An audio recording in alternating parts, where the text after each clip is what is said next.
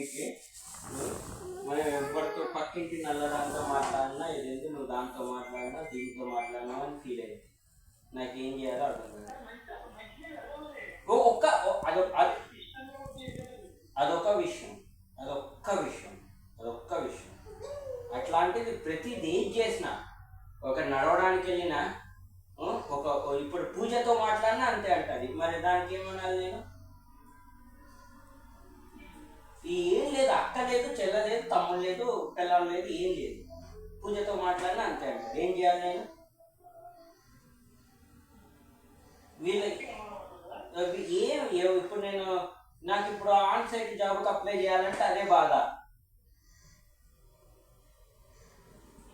వాడికి పోతావు దాంతో దానిదంతో దీనిదంతో నీ అమ్మ మనకేదో దిక్కున్నట్టు మన ఒక్కళ్ళు చేయడానికే చిన్న మీద పడుతుంటే అది ఏం చేయాలో నాకు అర్థం కావట్లేదు. ఇప్పుడు తల్లికి చెప్పలేను, తండ్రికి చెప్పలేను, దోస్తులు చెప్పలేను. మా దోస్తులకు చేస్తే నవ్వుతారు, నీ గురించి ఏమనుకుంటుంటా అది అని.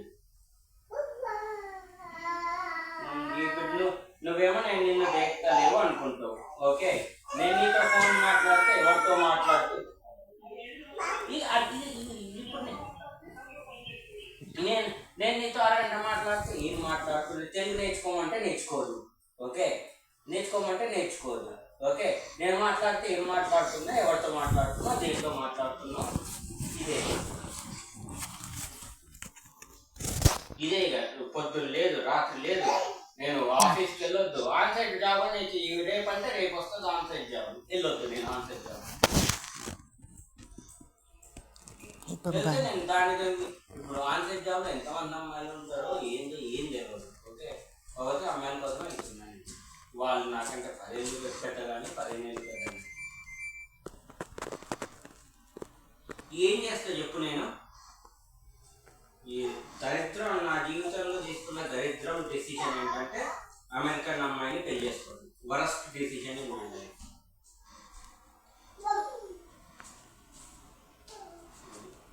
సరేలే కానీ మరి ఇదేంది వీళ్ళకి అర్థం కాదు.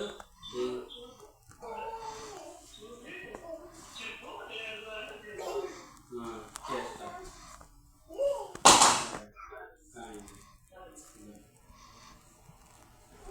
he knows how smart you are, how bitchy you are.